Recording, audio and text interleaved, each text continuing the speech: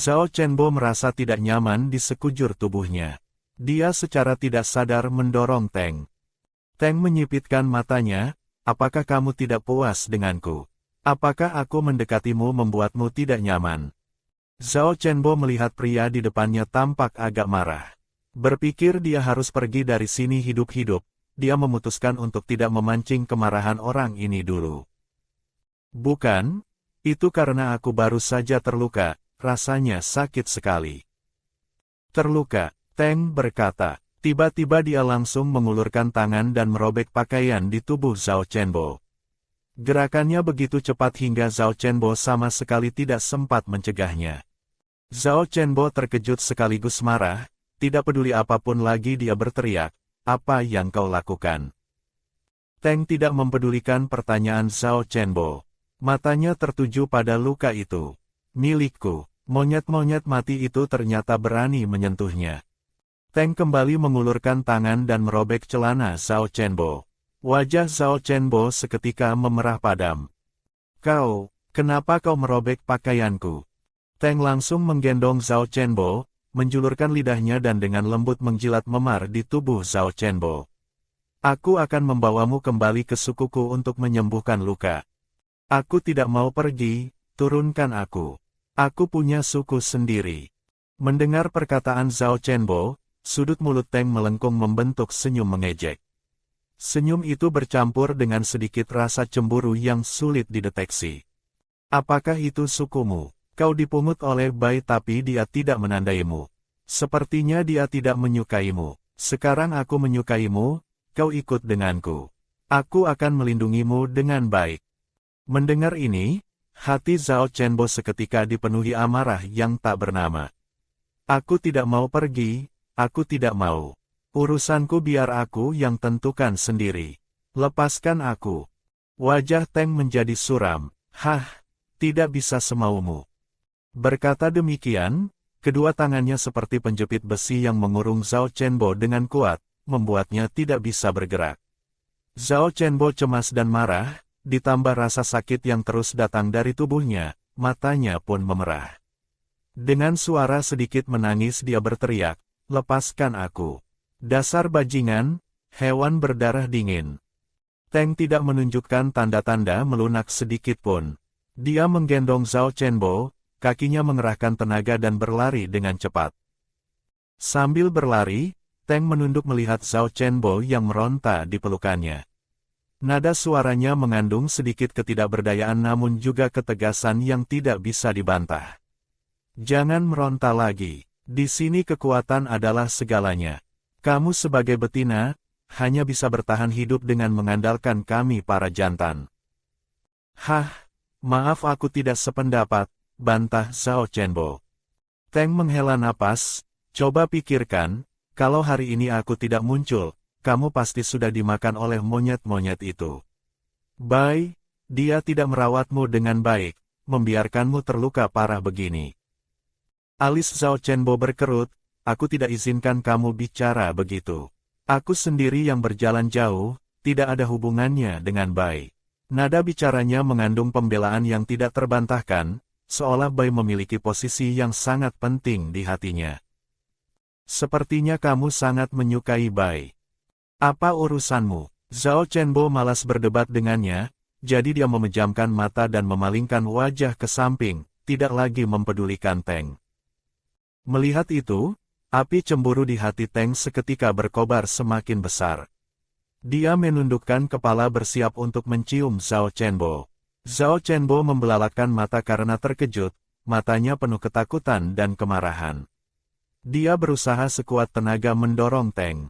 Tapi Teng sama sekali tidak mempedulikan perlawanan Zhao Chenbo, malah dengan dominan menundukkan kepala.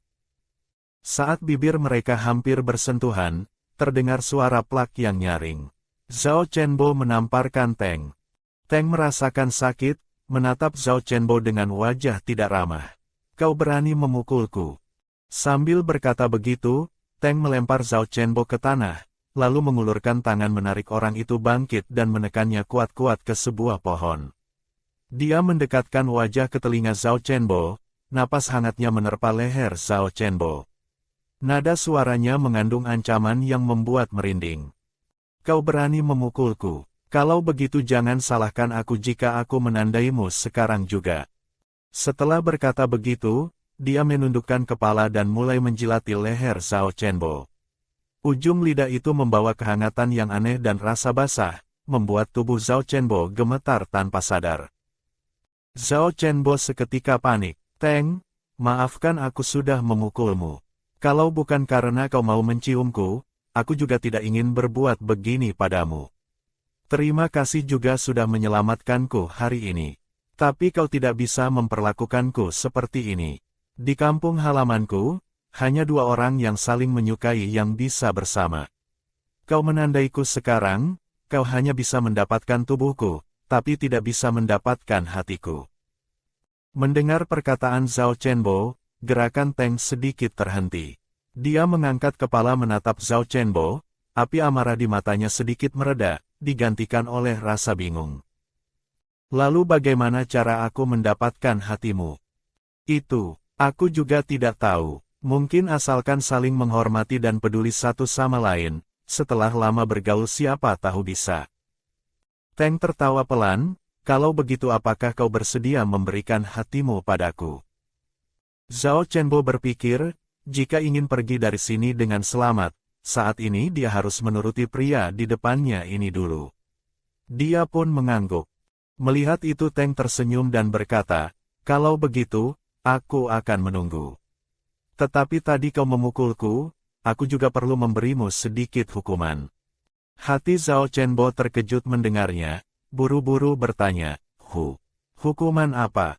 Teng tidak segera menjawab, hanya menatapnya dalam-dalam. Matanya memancarkan makna yang sulit ditebak. Segera setelah itu, tanpa menunggu reaksi Zhao Chenbo, Teng kembali mendekat untuk menciumnya. Zhao Chenbo segera memalingkan kepala ke samping dan buru-buru berkata, kita tidak bisa begini. Teng merendahkan suaranya, berkata dengan ancaman yang tidak bisa ditolak, kalau kau menghindar lagi, percaya tidak aku akan menandaimu di sini sekarang juga. Jika hanya bisa mendapatkan tubuhmu pun aku sangat senang. Zhao Chenbo buru-buru menelan ludah, bukan begitu, aku hanya tidak suka melakukannya di luar. Teng berpikir sejenak, baiklah, aku turuti maumu. Setelah bicara, Teng tidak memaksakan ciuman. Zhao Chenbo hanya diam saat Teng mendekat dan menjilati lehernya. Zhao Chenbo tidak berani bergerak lagi. Dia takut benar-benar membuat orang ini marah dan nekat menandainya secara paksa. Lidah Teng bergerak sesuka hati, Zhao Chenbo merasa seluruh tubuhnya merinding. Dia berusaha keras menekan perasaan aneh ini. Namun beberapa saat kemudian, Zhao Chenbo merasakan ada benda keras yang menekan bagian bawah tubuhnya. Sentuhan asing dan agresif itu membuat seluruh tubuhnya kaku, dia bahkan tidak berani bernapas keras. Jantungnya berdegup kencang seolah mau lompat keluar. Tubuhnya menegang lurus. Teng menikmatinya cukup lama sebelum akhirnya melepaskannya dengan puas. Melihat wajah Zhao Chenbo yang merah padam karena malu, dia menyunggingkan senyum puas. Dia mengulurkan tangan mengelus pipi Zhao Chenbo dengan lembut. Asalkan kamu patuh, aku akan memperlakukanmu dengan baik. Patuh kepalamu, umpat Zhao Chenbo dalam hati. Namun kenyataannya, Zhao Chenbo hanya tersenyum tipis dan mengangguk. Melihat itu Teng sangat puas. Dia menggendong Zhao Chenbo dengan lembut dan berjalan menuju guanya. Sepanjang jalan, Zhao Chenbo diam membisu, hatinya kacau balau.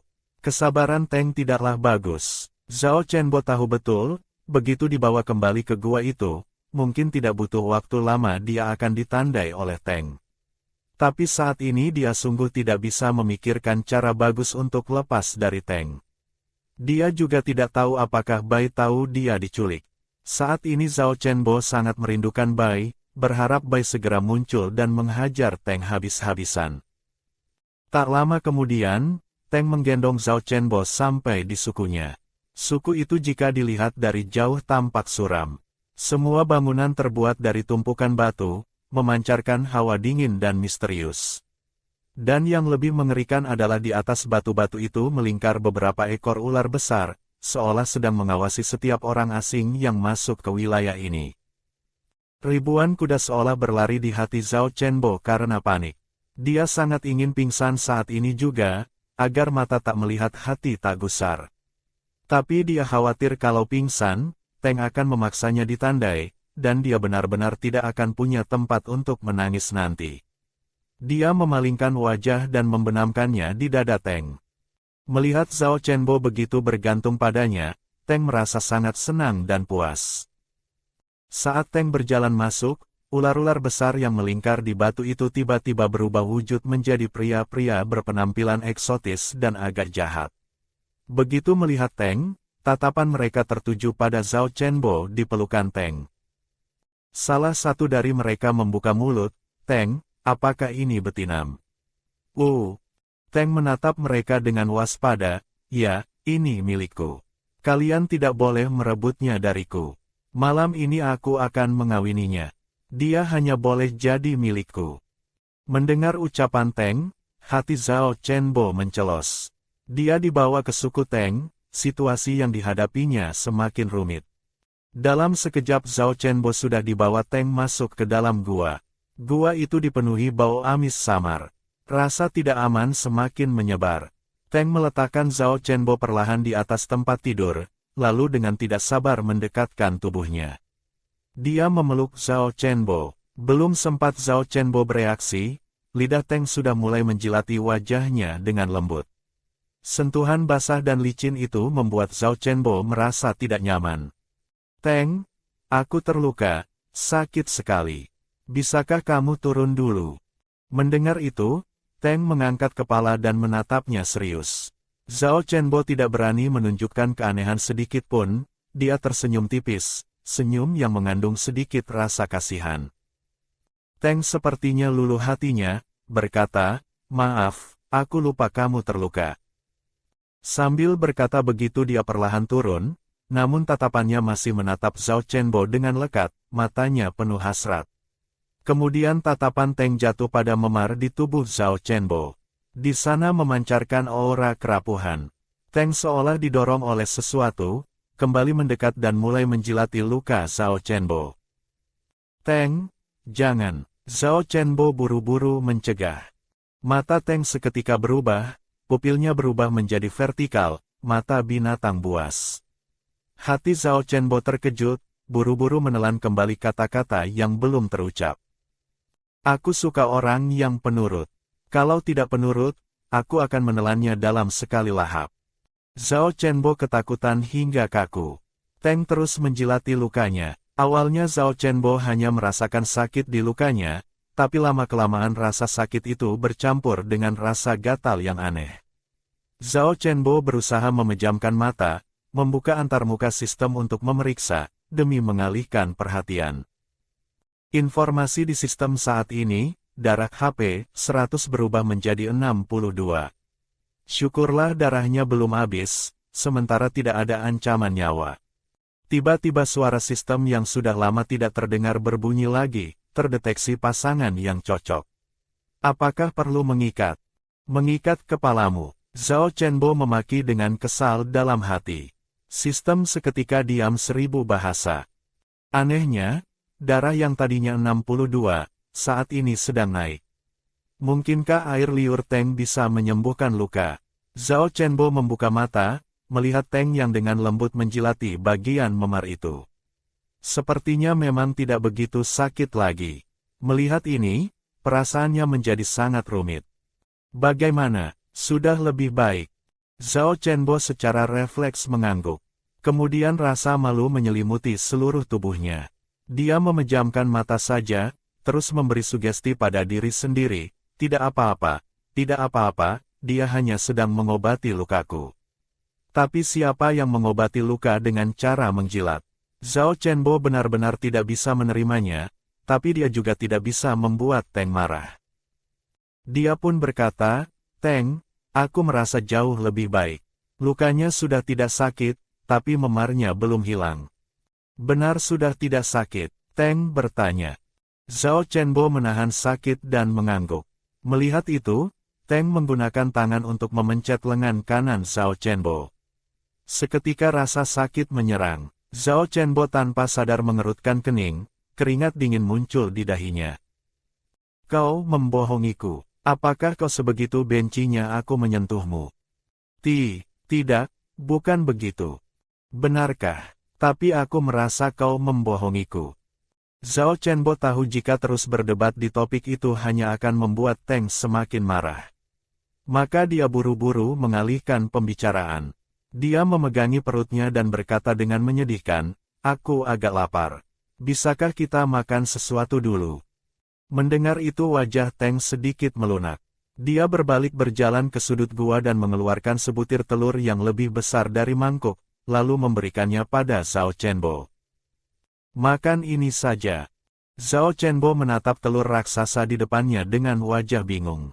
Ini telur burung. Kami biasanya kalau lapar makan ini. Zhao Chenbo menerima telur itu, rasanya sangat berat. Lalu dia mengetukkan telur itu ke tepi tempat tidur, ternyata tidak pecah. Dia menambah tenaga. Bro, telur itu terlepas dari tangannya.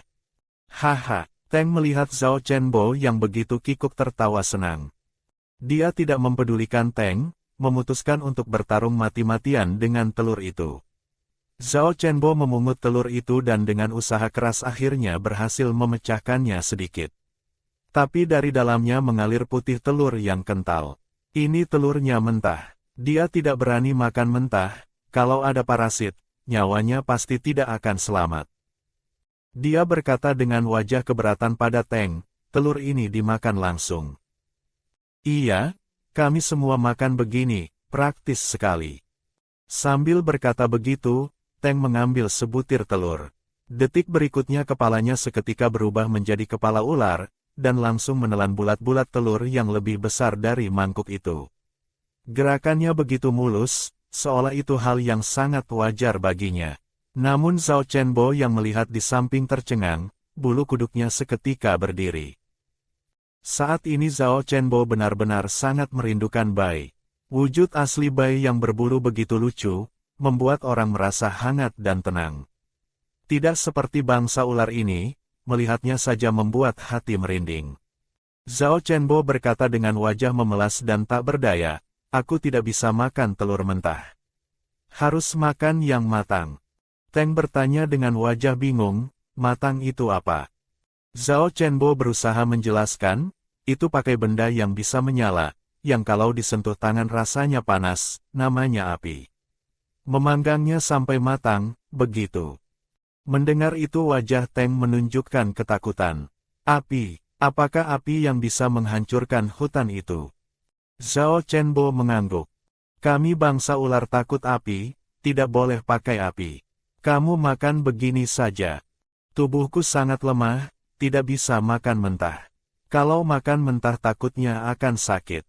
Telur ini buatmu saja. Teng mendengar itu berpikir sejenak, lalu berkata, kalau begitu kamu makan buah saja. Setelah bicara, dia berbalik dan mengambil beberapa buah lagi, menyodorkannya ke depan Zhao Chenbo. Zhao Chenbo melihat buah asing ini, hatinya agak ragu. Buah apa ini? Bisa dimakan, tidak beracun. Kamu tenang saja, makan saja. Zhao Chenbo saat ini memang sangat lapar, berpikir ini lebih baik daripada kelaparan. Dia pun menggigitnya. Rasa asam dan sepat seketika meledak di mulutnya, hampir membuat giginya ngilu saking asamnya. Dia tidak tahan untuk tidak mengumpat dalam hati, sialan, ini asam sekali. Wajah Zhao Chenbo saat ini berkerut menjadi satu. Dia berpikir ini mungkin benda paling asam yang pernah dia makan seumur hidupnya, bahkan lebih asam dari lemon. Tidak, Zhao Chenbo melihat buah itu lagi dengan teliti. Kulit luarnya yang hijau memang agak mirip lemon. Jangan-jangan buah ini adalah lemon di sini. Melihat itu Teng mengeluarkan lagi sebuah buah berwarna merah. Kalau tidak kamu makan yang ini. Buah ini pernah kumakan, rasanya manis. Zhao Chenbo saat ini hanya ingin ada sesuatu untuk menekan rasa asam di mulutnya. Dia menerima buah itu dan memakannya. Buah ini memang manis, teksturnya juga lumayan. Melihat Zhao Chenbo menghabiskan buah merah itu, wajah Teng menunjukkan senyum puas. Buah ini punya efek perangsang gairah afrodisiak tertentu pada betina. Dengan bantuan buah ini, dia pasti tidak akan bisa menolakku untuk menandainya. Setelah menghabiskan buah itu, Zhao Qianbo tiba-tiba merasa ada yang aneh dengan tubuhnya. Wajahnya mulai memerah, dan hatinya entah kenapa terasa panas dan gelisah. Dia bertanya dengan gelisah, "Teng, kenapa aku merasa tubuhku tidak beres? Buah ini tidak ada masalah kan? Itu cuma buah biasa. Kamu pasti karena sudah lapar terlalu lama. Ayo makan satu lagi." "Aku tidak mau makan lagi. Aku harus keluar mencari udara segar." Zhao Qianbo bangkit berdiri ingin berjalan keluar gua. Melihat itu Teng menahan lengan Zhao Qianbo. "Kondisimu seperti ini tidak cocok untuk keluar." Zhao Qianbo berpikir sejenak, memang tidak cocok keluar jalan-jalan. "Teng, di dalam gua ini pengap, aku merasa sangat panas." Zhao Qianbo berkata sambil bersiap menarik tangannya kembali. Tapi Teng tidak melepaskannya, malah menindih tubuhnya. Kau mau apa?" Zhao Qianbo secara refleks menghindar ke belakang dengan waspada. Teng melihat reaksi Zhao Qianbo. "Kau sebegitu bencinya padaku." Zhao Qianbo saat ini merasa sangat tidak enak badan dan tidak ingin meladeni Teng. "Sebenarnya apa yang kau berikan padaku?" Teng berkata dengan acuh tak acuh, "Hanya buah cuiking perangsang saja. Banyak betina suka memetiknya untuk dimakan. Mereka biasanya makan banyak baru ada reaksi yang jelas. Tidak disangka kamu baru makan satu reaksinya sudah sebesar ini." Mendengar itu Zhao Qianbo seketika marah besar. Dia mengerahkan seluruh tenaga untuk melepaskan tangan Teng. "Kau keterlaluan, ternyata memberiku makan benda semacam itu." Setelah bicara, Zhao Qianbo melangkah lebar berbalik untuk pergi. Melihat itu, Teng dengan satu langkah cepat menghadang di depan Zhao Qianbo, menghalangi jalannya. "Kau mau kemana?" Zhao Qianbo berteriak dengan kesal, "Aku mau pulang. Kembali ke sukuku. Aku tidak mau tinggal di sini." Teng menyipitkan mata, matanya memancarkan aura berbahaya. "Di sini adalah rumahmu mulai sekarang. Sukumu, kau tidak boleh pergi kemanapun." "Ini bukan, aku tidak suka di sini, lebih-lebih tidak suka padamu. Kau selalu memaksaku begini, aku sudah muak." Wajah Teng seketika menjadi suram. Kemarahan dan ketidaksenangan tertulis jelas di wajahnya. Dia menatap Zhao Qianbo lurus-lurus, seolah ingin menembus Zhao Qianbo. "Kalau begitu, aku juga tidak akan sopan lagi padamu." Belum selesai ucapannya, Teng tiba-tiba menggendong Zhao Qianbo. Zhao Qianbo sangat ketakutan, meronta sekuat tenaga dalam pelukan Teng. Dia mengayunkan lengan ingin melepaskan diri dari kungkungan Teng. "Lepaskan aku Teng, kau tidak boleh memperlakukanku begini." Dalam pergulatan itu, Zhao Qianbo merasa seluruh tubuhnya menjadi lemas. Efek obat buah perangsang itu membuat tubuhnya seolah tidak terkendali, bahkan mulai mendambakan rasa dingin dari tubuh Teng. Tapi akal sehatnya masih bertahan mati-matian, dia masih berusaha keras menahan diri, meronta sambil berteriak, "Teng, kalau kau berani macam-macam, seumur hidup aku tidak akan memaafkanmu. Cepat turunkan aku." Namun tenaga Zhao Qianbo dibandingkan dengan Teng sungguh terlalu kecil, sama sekali tidak bisa melepaskan diri. Saat ini Teng juga sudah kehilangan kelembutan yang sebelumnya dia tunjukkan pada Zhao Qianbo. Dengan wajah tanpa ekspresi dia menggendong Zhao Qianbo, lalu melemparkannya ke atas tempat tidur. Pria ini membenci durasi yang singkat, jadi dia bertransmigrasi ke benua hewan timur yang penuh gairah. Jantan di sini tidak hanya memiliki senjata panjang dan tahan lama, tetapi satu betina juga bisa menerima banyak jantan untuk melayaninya. Oleh karena itu, dia juga terikat dengan sistem melahirkan anak untuk panjang umur, sehingga umur panjangnya akan bertambah berkali-kali lipat. Namun, dia merasa tidak sanggup menanggungnya. Manusia hewan harimau yang baik hati, Bai, berkata, "Qianbo, kamu wangi sekali." Manusia hewan harimau, Zhuang, berkata, "Aku juga ingin berpasangan dengan betina ini." Perasaan dipuja seperti ini justru memicu kecemburuan betina lain di suku. Betina manusia, Ju, berkata, aku juga punya, memangnya punya dia berlapis emas. Betina manusia hewan, Feng, berkata, aku benar-benar ingin memberinya pelajaran. Maka keduanya menipunya keluar dari wilayah kekuasaan. Tepat saat Zhao Chenbo hampir dimakan habis oleh monyet, manusia hewan ular muncul menyelamatkannya dan membawanya kembali ke gua, berniat memuaskannya dengan ekornya. Namun saat ini, Zhao Chenbo tidak menyukai manusia hewan ular itu. Dia sedang berjuang keras melawan Teng. Wajah Teng menjadi sedikit masam. Tidak peduli apa yang kamu katakan sekarang, tunggu setelah aku menandaimu, kamu akan mengubah pikiranmu. Setelah berkata begitu, Teng menjilati leher Zhao Chenbo.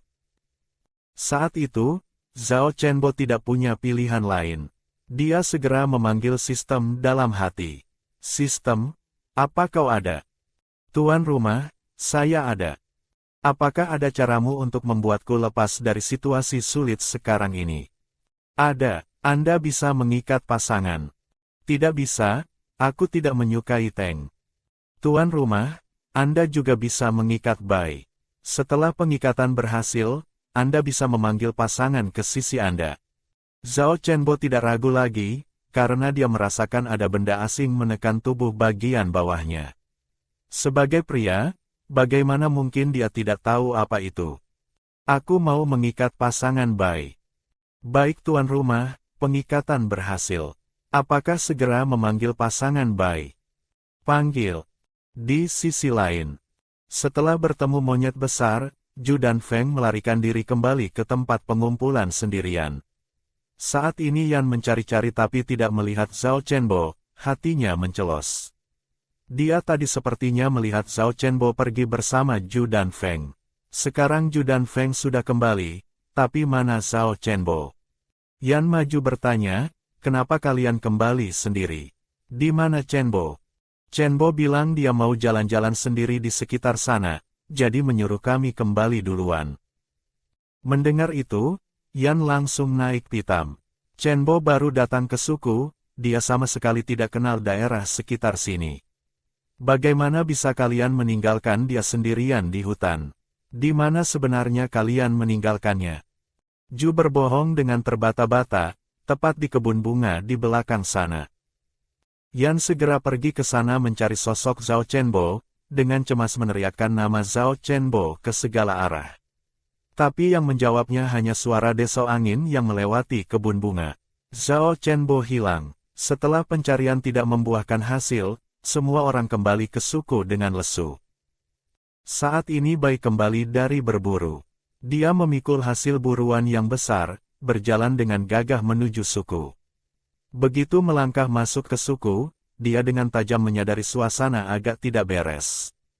Biasanya para manusia hewan yang antusias melihatnya kembali, kini mengalihkan pandangan dengan rasa bersalah, tidak berani menatap matanya. Hati Bai seketika dilanda firasat buruk. Dia menghentikan langkah, mengendus udara dengan kuat.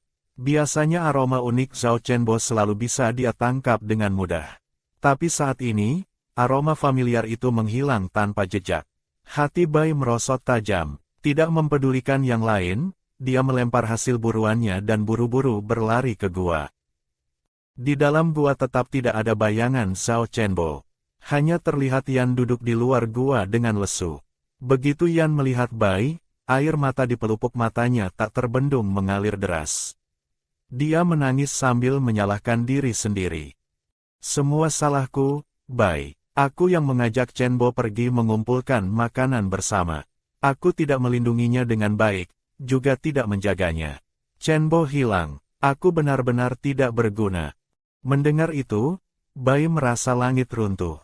Kepalanya berdengung. Zhao Chenbo baginya adalah keberadaan yang sangat penting, orang yang dia taruh di ujung hatinya.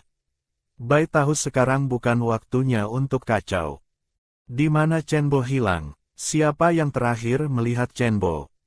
Yan terisak sambil menunjuk Ju dan Feng di kerumunan. Melihat itu Feng buru-buru maju, suaranya mengandung getaran saat berkata, hilang di kebun bunga tempat pengumpulan itu. Tatapan Bai seketika menjadi tajam. Kalian ikut aku mencarinya. Keluarga Feng dan Ju melihat itu buru-buru mengerumuni, berkata, Bai, kami semua sudah mencarinya tapi tidak ketemu orangnya. Zhao Chenbo hilang bukan urusan Ju dan Feng, kamu tidak boleh membawa mereka. Bai saat ini tidak punya keinginan berdebat dengan mereka. Dia berbalik dan berlari kencang menuju tempat pengumpulan. Sampai di kebun bunga itu, Bai membungkuk dan mengendus aroma Zhao Chenbo dengan kuat. Aromanya sangat tipis, hampir tidak ada, seolah detik berikutnya akan hilang di udara. Bai mengandalkan sisa aroma yang samar itu, dengan keras kepala mencari ke arah depan. Tepat di detik berikutnya, seberkas cahaya aneh tanpa peringatan menyelimutinya. Saat dia membuka mata lagi, dia mendapati dirinya berada di sebuah gua asing. Meskipun cahaya di gua itu remang-remang, dia dengan jelas mencium aroma Zhao Chenbo. Dia tidak sempat memikirkan mengapa dia bisa sampai di sini, karena saat ini api kemarahan berkobar hebat di dadanya. Seluruh tubuhnya memancarkan niat membunuh yang pekat. Tatapan Bai terkunci mati pada Teng yang tidak jauh darinya. Tatapan itu setajam pisau. Detik berikutnya, tubuhnya bergerak secepat hantu. Dalam sekejap mata dia sudah sampai di samping Teng. Cakarnya yang sangat tajam mencakar Teng dengan ganas. Teng menyadari niat membunuh di belakangnya dan cepat-cepat bangkit, tapi dia masih tidak sepenuhnya bisa menghindar. Terdengar suara seret, cakar tajam itu menggores punggungnya, seketika merobek luka yang dalam hingga terlihat tulangnya. Teng kesakitan. Dia seketika berubah menjadi ular, membuka mulut lebar-lebar dan menggigit Bai dengan ganas. Bai sama sekali tidak takut, tubuhnya miring sedikit, dengan mudah menghindari serangan tajam itu. Segera setelah itu dia melayangkan tinju dengan keras. Tinju yang membawa kekuatan ribuan kilo itu menghantam kepala ular Teng dengan telak, langsung membuatnya terlempar dan menabrak dinding di samping dengan keras. Zhao Chenbo hari ini pertama dikejar monyet, lalu harus menghadapi Teng, fisik dan mentalnya sudah sangat lelah. Ketika dia melihat sosok yang dikenalnya, kepanikan dan ketidakberdayaan di hatinya seketika menghilang. Dia memanggil dengan lemah dan pelan, lalu tidak kuat lagi menahan diri dan pingsan dengan lega. Bai menatap Zhao Chenbo dengan mata penuh kasih sayang. Dia dengan hati-hati menggendong Zhao Chenbo, bersiap membawanya pergi. Namun, Teng berjuang keluar dari reruntuhan dinding. Dia milikku, beraninya kau membawanya pergi. Bai sedikit mengernyit. Dia dengan cepat menilai situasi. Dia sudah mencium bau banyak orang dari suku ular. Tempat ini pasti adalah markas suku ular. Saat ini yang paling penting adalah membawa Zhao Chenbo ke tempat yang aman. Mengenai dendam lainnya, dia akan memperhitungkannya nanti setelah Chenbo terlepas dari bahaya. Memikirkan hal ini, satu tangan Bai memeluk Zhao Chenbo dengan stabil, sementara tangan lainnya dengan cepat membentuk segel, mulutnya menggumamkan mantra misterius. Segera setelah itu, kilatan petir yang menyilaukan menyambar ke arah Teng. Teng yang terkena serangan itu seketika merasa seluruh tubuhnya lumpuh dan jatuh terkulai di tanah. Bai mencium beberapa aura yang tidak biasa mendekat dengan cepat ke arah gua. Dia memeluk Zhao Chenbo, kakinya mengerahkan tenaga, dan melesat seperti anak panah keluar dari gua.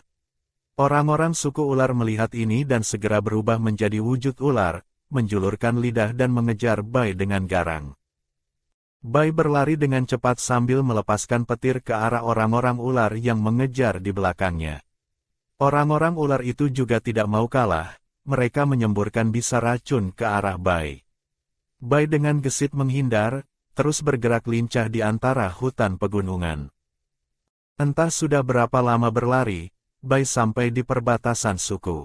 Orang-orang ular yang mengejar di belakang melihat situasi ini dengan perasaan tidak terima. Beberapa yang berwatak keras kepala bahkan terus mengejar tanpa mempedulikan apapun.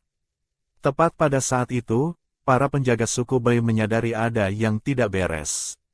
Mereka serempak berubah menjadi harimau-harimau besar yang gagah berani dan menerkam ke arah orang-orang ular. Seketika pertempuran terjadi. Orang-orang ular melihat mereka tidak mendapat keuntungan, akhirnya melarikan diri kocar-kacir. Saat ini, wajah Zhao Chenbo merah padam. Tubuhnya juga terasa panas, seolah-olah ada bola api yang membara di dalam tubuhnya, membakar dengan liar. Hal ini membuatnya tanpa sadar menggeliat pelan dalam ketidaksadarannya, seolah berjuang dalam rasa panas yang menyiksa. Bai langsung berlari menuju tempat tinggal pendeta. Angin berdesing di telinganya sepanjang jalan, namun tidak bisa menghilangkan kekhawatiran di hatinya. Bai menerobos masuk ke rumah pendeta sambil menggendong Zhao Chenbo. Penampilannya yang mendesak membuat pendeta sedikit tertegun. Pendeta buru-buru menyambutnya, matanya dengan cepat memeriksa Zhao Chenbo dan berkata dengan terkejut, "Bai, inikah Zhao Chenbo? Ada apa dengannya?" Alis Bai berkerut erat, matanya penuh kecemasan. "Pendeta, tolong cepat periksa dia. Dia terluka, dan kondisinya sekarang terlihat tidak benar." Bai dengan hati-hati meletakkan Zhao Chenbo di atas tempat tidur. Pendeta tidak berani menunda, segera memeriksa tubuh Zhao Chenbo dengan teliti. Sesaat kemudian, pendeta sedikit mengernyit, mengangkat kepala dan berkata pada Bai, "Lukanya bisa disembuhkan, tidak terlalu parah. Hanya saja kondisinya ini sepertinya karena dia memakan buah perangsang." Hati Bai mencelos mendengarnya. Dia tahu efek buah perangsang. Apakah ada cara untuk menghilangkan efek obat ini? Pendeta berpikir sejenak lalu perlahan berkata, "Caranya ada, tapi hanya bisa meredakannya. Jika ingin menghilangkannya sepenuhnya, harus dilakukan penandaan." Bai terdiam. Dia sangat menyukai Chenbo, tetapi dia tidak akan memanfaatkan situasi ini, dan dia sama sekali tidak ingin melakukan hal yang bertentangan dengan keinginan Zhao Chenbo dalam kondisi seperti ini. "Pendeta, tolong obati lukanya dulu." Segera pendeta memejamkan mata, mulutnya mulai menggumamkan mantra kuno yang misterius. Tak lama kemudian, memar di tubuh Zhao Chenbo perlahan memudar dengan kecepatan yang bisa dilihat mata telanjang. Saat ini dalam mimpinya, Zhao Chenbo merasa dirinya berada di dalam gunung berapi yang berkobar. Di sekelilingnya adalah magma yang mendidih. Gelombang panas menerpanya terus-menerus. Hatinya sangat mendambakan tempat yang sejuk, atau ada sesuatu yang dingin untuk dipeluk agar bisa menghilangkan rasa panas yang menyiksa ini. Setelah mengobati lukanya, pendeta dengan terampil mengolah tanaman obat menjadi cairan, lalu menuangkannya dengan hati-hati ke dalam mangkuk tembikar dan memberikannya kepada Bai. "Minumkan ini padanya. Ini bisa menekan efek buah perangsang untuk sementara waktu. Tapi kalau ingin menghilangkannya total, tetap harus ditandai." Bai menerima mangkuk obat itu, hatinya terasa campur aduk. Apakah penandaan sementara bisa berguna? Aku tidak ingin melakukan hal-hal itu saat dia tidak sadar. Wajah Bai memunculkan rona merah yang samar. Membicarakan hal intim seperti ini, meski biasanya dia tenang, saat ini dia merasa agak malu. Pendeta berpikir sejenak lalu mengangguk, seharusnya bisa. Waktu dia memakan buah itu belum lama, jumlahnya juga tidak banyak. Seharusnya bisa menghilangkan efek obatnya. Mendengar itu, Bai dengan lembut mengangkat Zhao Chenbo, mencoba meminumkan obat. Tapi Zhao Chenbo yang sedang menderita dalam mimpinya, tiba-tiba merasa menemukan sebuah balok es besar. Sentuhan dingin itu membuatnya merasa sangat nyaman. Dia langsung memeluk balok es itu, bergumam, "Dingin sekali." Akhirnya nyaman. Dalam kenyataannya, dia memeluk Bai dengan erat, kepalanya tanpa sadar menggesek-gesek dada Bai. Wajah Bai seketika memerah sampai ke telinga. Dia tidak menyangka Zhao Chenbo akan melakukan gerakan intim seperti ini, membuatnya jadi salah tingkah. Dia menatap Zhao Chenbo di pelukannya dengan tak berdaya dan berkata pelan, "Chenbo, bangunlah, minum obat dulu. Setelah minum obat kamu akan merasa lebih baik." Tapi Zhao Chenbo tenggelam dalam mimpi indahnya, sama sekali tidak mendengar suara dari luar. Dia hanya memeluk balok es itu dan terus menggesekkan badannya. Bai perlahan menyuapkan obat ke mulut Zhao Chenbo. Namun dalam mimpinya, Zhao Chenbo tiba-tiba melihat semangkuk obat hitam pekat muncul di udara. Bau pahit masuk ke hidungnya. Dia secara refleks menggelengkan kepala dan menutup mulut, bergumam, tidak mau. Terlalu pahit, tidak enak. Melihat obatnya tidak bisa masuk, Bai berpikir sejenak. Lalu dia memasukkan obat ke dalam mulutnya sendiri, dan perlahan mendekatkan wajahnya ke Zhao Chenbo. Tindakan ini membuat jantung Bai berdegup kencang seperti genderang, tapi dia tidak berhenti. Akhirnya Bai meminumkan obat itu dari mulut ke mulut. Zhao Chenbo mengerutkan kening, sepertinya memprotes rasa pahit itu. Tak lama kemudian, obatnya mulai bereaksi. Gunung berapi dalam mimpi Zhao Chenbo menghilang, dan dia pun tidur dengan nyenyak. Setelah itu, Bai menggendong Zhao Chenbo dengan lembut, selangkah demi selangkah berjalan menuju guanya sendiri. Pria ini membenci durasi yang singkat, jadi dia bertransmigrasi ke benua hewan timur yang penuh gairah. Jantan di sini tidak hanya memiliki senjata panjang dan tahan lama, tetapi satu betina juga bisa menerima banyak jantan untuk melayaninya. Oleh karena itu, dia juga terikat dengan sistem melahirkan anak untuk panjang umur, sehingga umur panjangnya akan bertambah berkali-kali lipat. Namun, dia merasa tidak sanggup menanggungnya. Manusia hewan harimau yang baik hati, Bai, berkata, Chenbo, kamu wangi sekali. Manusia hewan harimau, Zhuang, berkata, aku juga ingin berpasangan dengan betina ini. Perasaan dipuja seperti ini justru memicu kecemburuan betina lain di suku. Betina manusia, Ju, berkata, aku juga punya, memangnya punya dia berlapis emas. Betina manusia hewan, Feng, berkata, aku benar-benar ingin memberinya pelajaran. Maka keduanya menipunya keluar dari wilayah kekuasaan. Tepat saat Zhao Chenbo hampir dimakan habis oleh monyet, manusia hewan ular muncul menyelamatkannya dan membawanya kembali ke gua, berniat memuaskannya dengan ekornya. Di saat kritis, dia memanggil sistem dan segera mengikat manusia hewan harimau, sehingga Bai muncul seketika dan menyelamatkannya. Saat ini, mereka berdua yang sudah kembali ke gua sedang duduk di bangku batu di luar gua, menikmati sinar matahari dengan santai. Mereka mengobrol ringan, angin sepoi-sepoi bertiup, seolah segalanya begitu tenang dan indah. Manusia hewan yang lewat melihat mereka berdua, menjulurkan kepala karena penasaran. Beberapa manusia hewan bahkan menutup mulut menahan tawa melihat mereka, lalu berlari pergi. Zhao Chenbo tidak mempedulikan tatapan itu, dia memejamkan mata menikmati sinar matahari. Saat ini Yan datang terburu-buru sambil membawa keranjang yang baru dianyam kemarin, berisi buah-buahan segar. Begitu melihat Zhao Chenbo, wajahnya langsung penuh dengan kekhawatiran dan kegembiraan. Chenbo, syukurlah kamu tidak apa-apa. Kemarin aku benar-benar ketakutan setengah mati. Aku tidak apa-apa. Terima kasih atas perhatianmu, Yan. Yan tersenyum tipis pada Bai, lalu duduk di samping Zhao Chenbo dan menyerahkan buah-buahan itu. Kemarin aku yang mengajakmu pergi mengumpulkan makanan, aku sangat menyesal. Kuharap kamu mau menerima buah-buahan ini. Yan, tidak perlu begitu. Aku sekarang baik-baik saja. Bai menyelamatkanku, sekarang aku sama sekali tidak terluka. Melihat Zhao Chenbo yang utuh tanpa kurang suatu apapun, Yan merasa lega. Sebenarnya apa yang terjadi kemarin?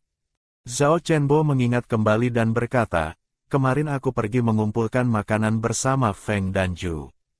Kemudian kami sampai di dekat pohon besar. Pohon itu penuh dengan buah merah yang terlihat sangat menggoda. Awalnya aku ingin memetik beberapa, tidak disangka malah diserang oleh sekawanan monyet besar. Mendengar itu, Yan membelalakan mata dan menyela, di sana kan wilayah monyet liar. Itu sudah keluar dari area pengumpulan. Kenapa Feng dan Ju tidak mengingatkanmu? Mendengar ucapan Yan, Zhao Chenbo merasa ada yang tidak beres. Feng dan Ju adalah penduduk asli suku ini, mereka pasti tahu batasan area pengumpulan. Waktu itu Feng dan Ju pergi bersamaku. Setelah bertemu serangan monyet, mereka pergi duluan. Aku kira mereka ketakutan jadi aku tidak terlalu memikirkannya. Mendengar itu Yan langsung marah besar. Keterlaluan, Ju dan Feng ternyata berani membohongiku. Mereka bilang kamu ada di kebun bunga dan kamu yang menyuruh mereka pulang duluan. Ternyata mereka berdua mau mencelakaimu. Zhao Chenbo saat ini juga baru sadar. Tapi aku dan mereka tidak punya dendam apa-apa, kenapa mereka mau mencelakaiku? Pasti karena mereka cemburu padamu. Bai yang sejak tadi diam mendengarkan pembicaraan mereka, tatapannya perlahan menjadi tajam. Dia bangkit berdiri dan berkata pada Zhao Chenbo, "Chenbo, kalian berdua tunggu aku di sini sebentar." Zhao Chenbo kira-kira tahu apa yang akan dilakukan Bai, tapi dia tetap bertanya, "Bai, kamu mau kemana?" Bai menatap mata Zhao Chenbo dan menjawab, "Feng dan Ju ingin mencelakaimu, mereka harus membayar perbuatan mereka." Zhao Chenbo teringat kemarin kalau bukan Bai yang menyelamatkannya, dia tidak tahu apakah sekarang masih hidup atau mati. Kenapa dua orang itu ingin mencelakainya, dia harus bertanya dengan jelas. Dia pun berkata, "Bai, masalah ini bagaimanapun juga berkaitan denganku. Aku ikut denganmu." Bai mengangguk, "Baik." Yan juga berkata di samping, "Aku juga ikut dengan kalian." Ju dan Feng ternyata mau mencelakai Chenbo, harus membuat mereka mengakui kejahatan mereka di depan semua orang. Saat ini pendeta sedang merapikan tanaman obat di dalam rumah. Dia mengangkat mata melihat 3 orang datang bersamaan, matanya penuh keterkejutan. "Pendeta, kemarin Chenbo bukan tersesat sendiri. Dia ditipu oleh Feng dan Ju untuk keluar dari area pengumpulan. Kalau bukan Bai yang tepat waktu menyelamatkan Zhao Chenbo, mungkin dia sudah dimakan binatang buas." Pendeta mendengar itu, alisnya berkerut rapat. Apakah semua ini benar? Melihat pendeta menatapnya, Zhao Chenbo mengangguk dengan tegas. Pendeta memastikan bahwa perkataan Yan benar adanya, nadanya berubah menjadi serius. Mereka berdua ini telah melanggar aturan suku, ini adalah ketidakhormatan pada dewa hewan. Mereka harus diadili. Setelah berkata begitu, pendeta berteriak ke arah luar, bawa Feng dan Ju ke altar. Lalu kumpulkan semua orang suku di sana. Para penjaga di luar serempak menjawab, "Siap." Tidak lama kemudian, seluruh anggota suku api berbondong-bondong berkumpul di bawah altar. Di atas altar, Feng dan Ju berlutut, sudah menangis terseduh-seduh. Anggota suku di bawah melihat situasi ini langsung heboh. Semua orang berdiskusi. Feng dan Ju melakukan kesalahan apa? Kenapa dibawa ke altar?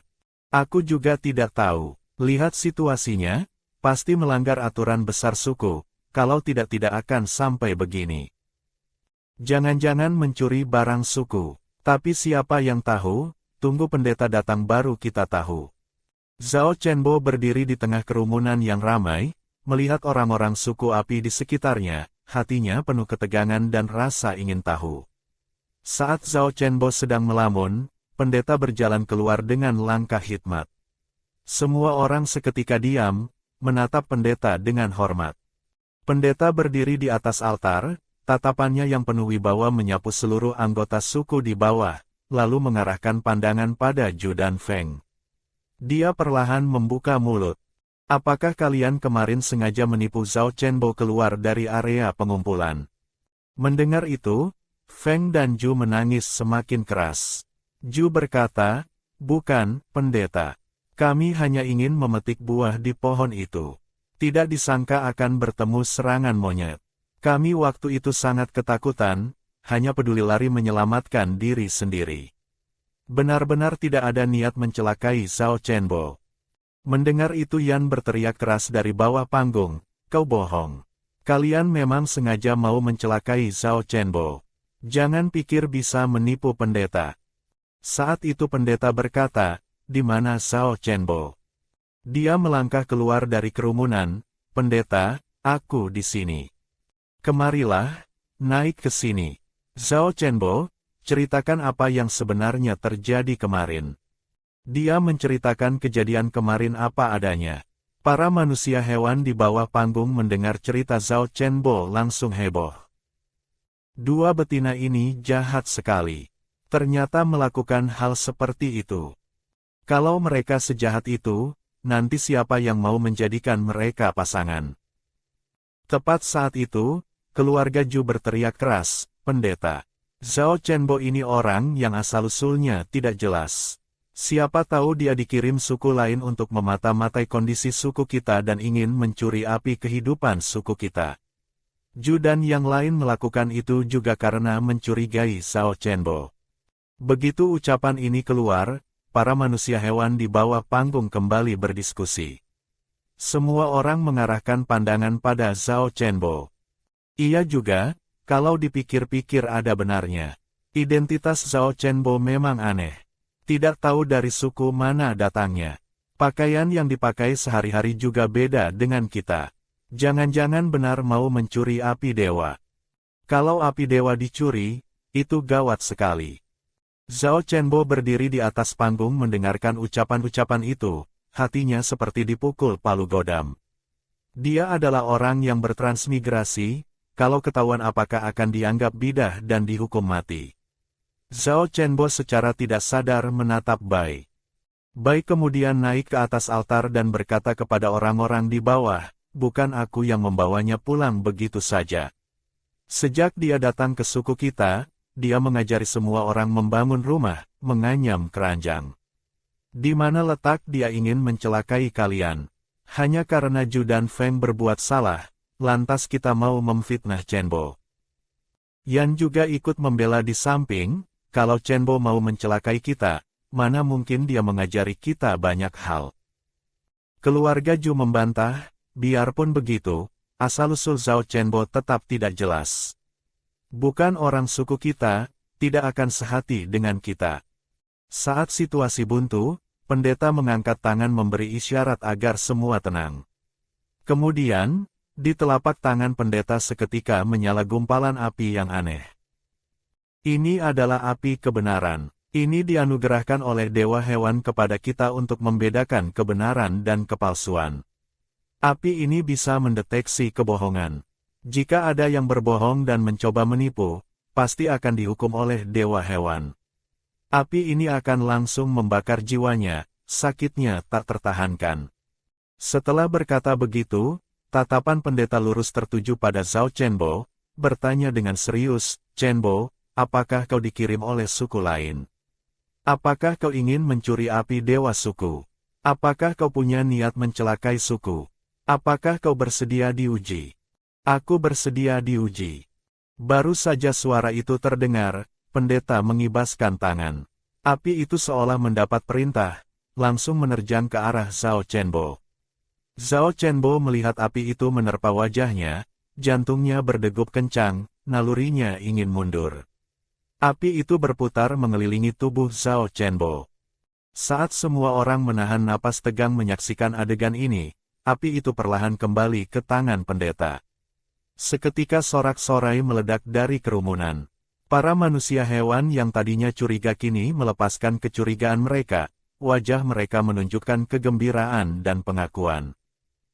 Yan berkata dengan semangat, "Sudah kubilang Chenbo tidak akan mencelakai kita.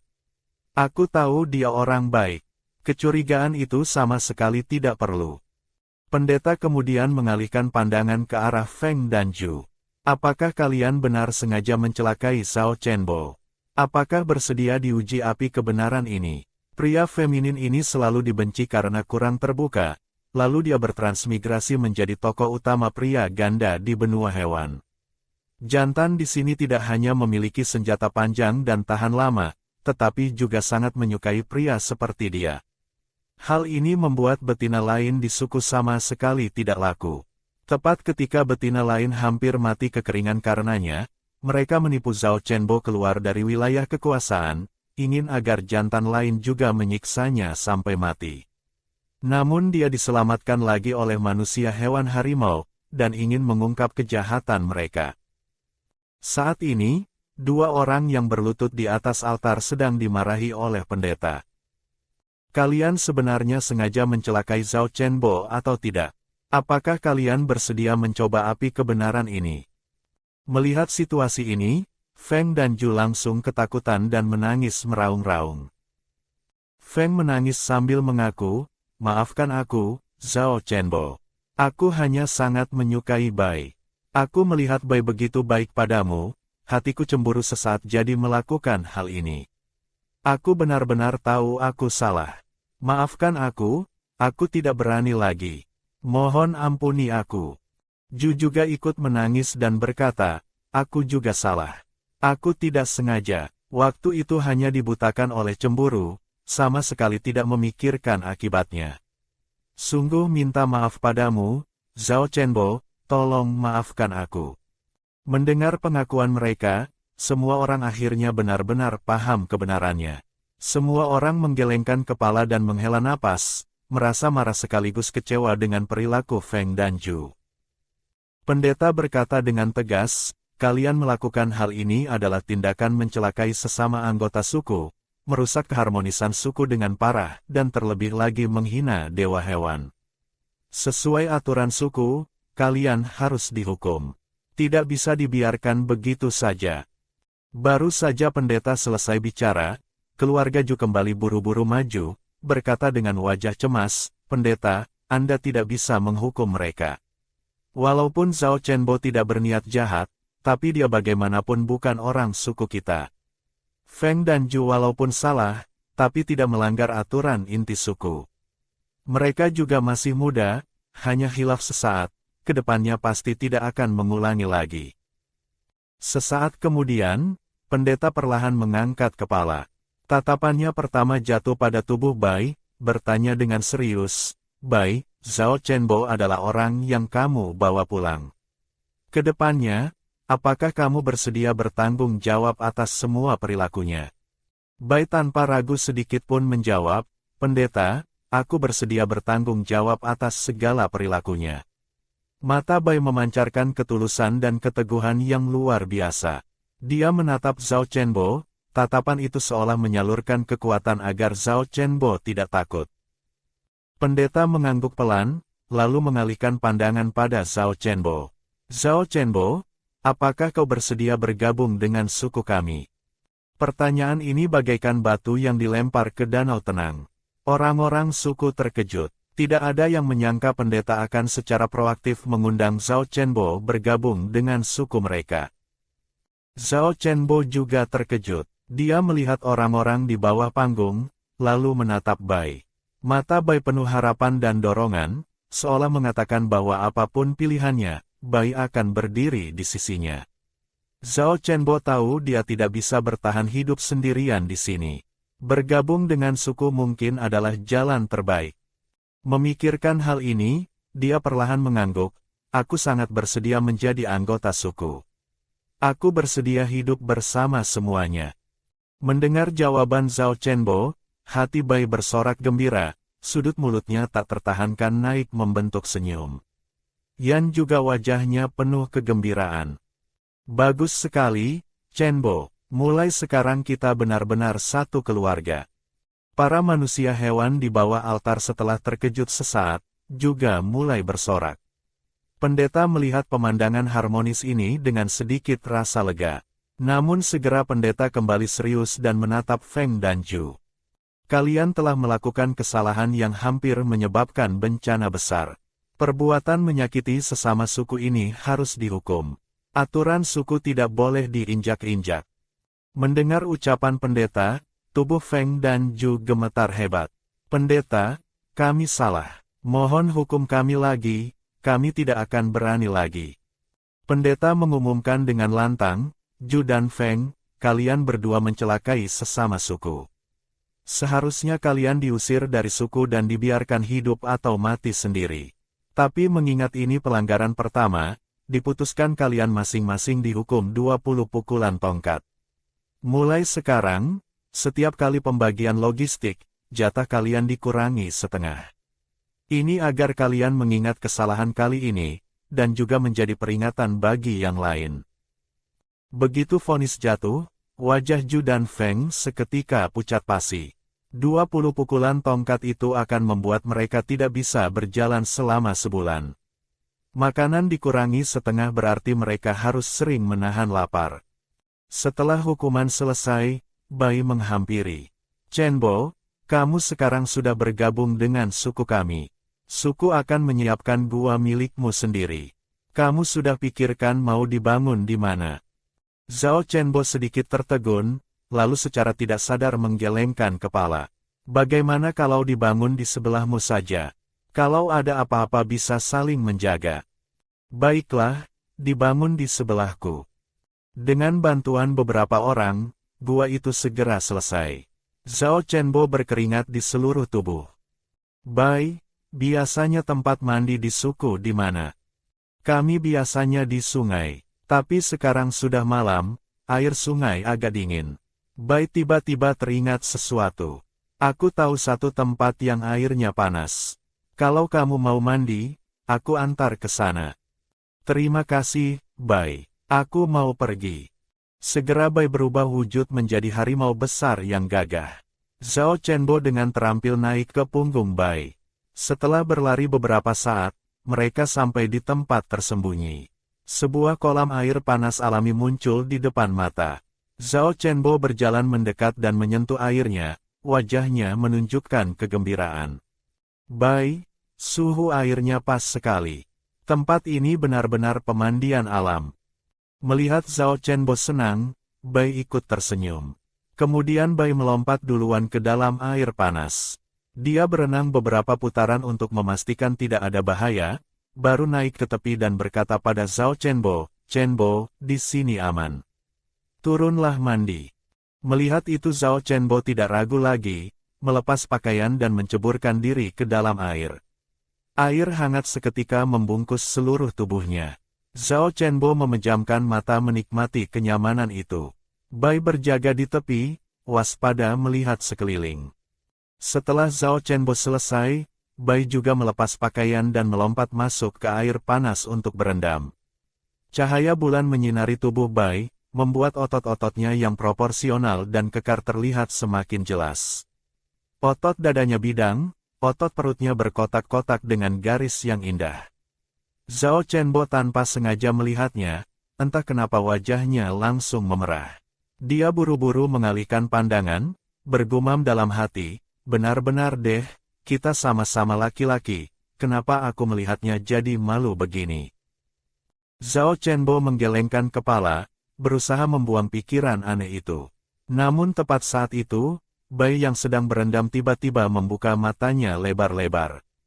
Dia melompat naik ke darat, menyambar pakaian, dan melindungi Zhao Chenbo di belakangnya. Seekor macan kumbang hitam, Black Panther, yang sangat besar berjalan keluar dari kegelapan.